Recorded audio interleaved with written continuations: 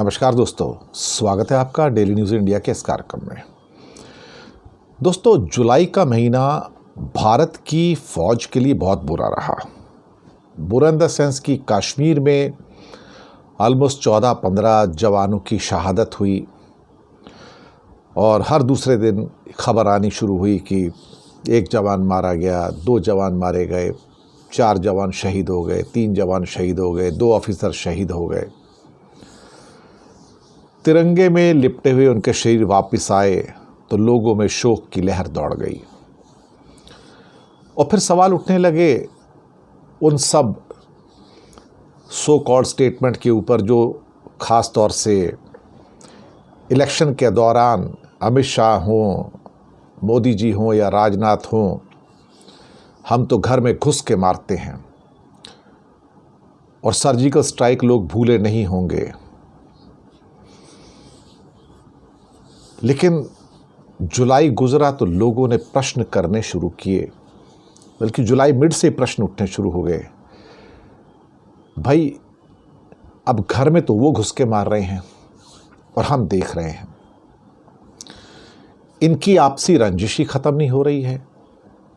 अब सुनने में आया कि 2 बड़े ऑफिसर जम्मू डिवीज़न के अंदर, जो वहाँ पे पैरामिलिट्री फोर्सेस की भेजी गई थी, 2 सबसे बड़े जो उनके ऑफिसर थे, उनके ट्रांसफ़र कर दिए गए कि आप जम्मू के अंदर ये घटनाएं नहीं रोक पाए तो अब आप जाओ। अब इससे तो दरअसल देखा जाए तो जो पैरामिलिट्री फोर्सेस हैं उनका तो मोरल डाउन होगा कि भाई मौका तो दीजिए उनको कम से कम अपने आप को साबित करने का। ऐसा थोड़ी है कि अगर वो एक जगह फेल हो गए, 1 महीने में फेल हो गए तो बाकी जगह कामयाब नहीं हो सकते। तो इसका मतलब है कि सरकार को रिज़ल्ट तो चाहिए, लेकिन सरकार को रिज़ल्ट पॉजिटिव चाहिए और ये नहीं चाहिए कि हमारे जवानों की शहादत हो। ये बात तो हम भी चाहते हैं कि जवानों की शहादत तो होनी नहीं चाहिए, पर हमारा फेलियर तो हुआ है। अब प्रश्न ही उठे थे, अब सर्जिकल स्ट्राइक कहाँ है? और पीछे कुछ खबरें सोशल मीडिया के अंदर आई भी और कुछ दूसरे मीडिया के अंदर भी आई कि सर्जिकल स्ट्राइक होगी। अब मोदी जी जवाब देंगे, पाकिस्तान को जवाब दिया जाएगा। पर फिर जवाब दिया क्यों नहीं गया? क्या कोई दबाव है ऊपर से? क्या कोई अंतर्राष्ट्रीय दबाव है? लगता तो ऐसे है। दूसरा, शायद पिछली बार की सर्जिकल स्ट्राइक के बाद जो घटना घटी थी वो भी मैं आपको बता देता हूं। जिस रात में ये सर्जिकल स्ट्राइक हुई थी उस रात में अमेरिका के विदेश मंत्री साउथ कोरिया में थे और फिर ये बात बाद में निकल आई जब उन्होंने कुछ समय के बाद इस घटना का क्या कहते हैं कि खुलासा किया कि मैं पूरी रात नहीं सोया, मैं पूरी रात जागा, पूरी रात मैं भारत के जो लीडरशिप है और जो पाकिस्तान की जो लीडरशिप है मुझसे बात करता रहा और बहुत मुश्किल से मैं पाकिस्तान को समझा पाया कि आप रिटेलिएट मत करना, वापस आक्रमण मत करना, वरना बात बिगड़ जाएगी और फिर पूरा युद्ध शुरू हो जाएगा। तो बोलता उस दिन हमने युद्ध को रोक लिया था। पाकिस्तान तो बिल्कुल रेडी था, अपनी क्या तैयारी के साथ है आक्रमण करने के लिए, लेकिन कैसे भी करके हमने पाकिस्तान को रोक लिया उस दिन।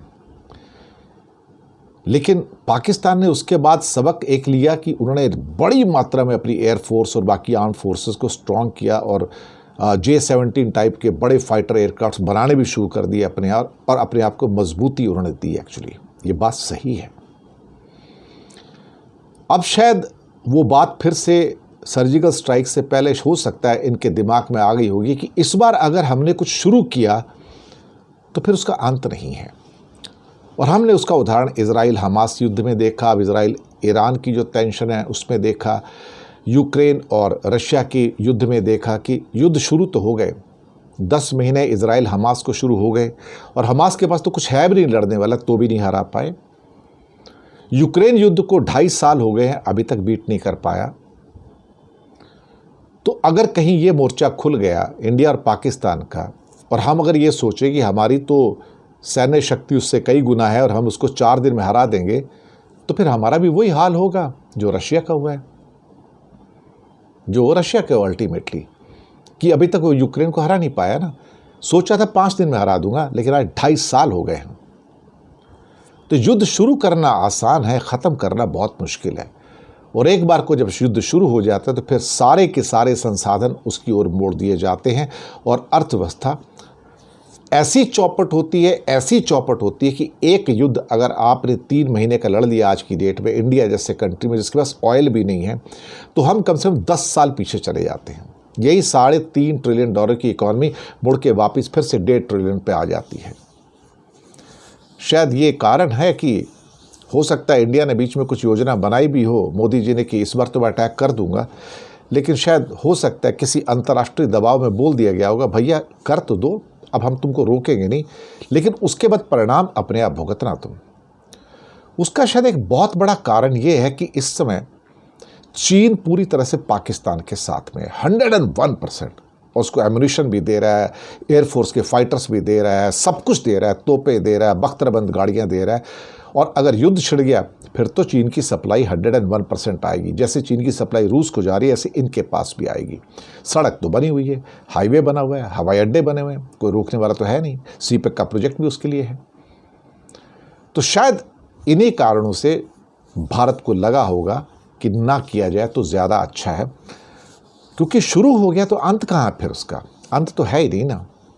डेयरिंग तो कर सकते हो, लेकिन ये डेयरिंग शायद हो सकता है हमारा इतना नुकसान कर दे बाद में। नुकसान तो उनका भी होगा, ऐसी बात नहीं है, पाकिस्तान भी मरेगा, हम भी मरेंगे साथ में। शायद ये कारण है कि सर्जिकल स्ट्राइक नहीं हुई। और शायद इस बार ये इतनी जवानों की शहादत के बाद भी प्रधानमंत्री के मुंह से एक शब्द नहीं निकला कि मुझे इन जवानों की शहादत का दुख है और इसका बदला लिया जाएगा। ये शब्द उनके मुंह से नहीं निकले हैं। बस यही मुझे कहना था। धन्यवाद।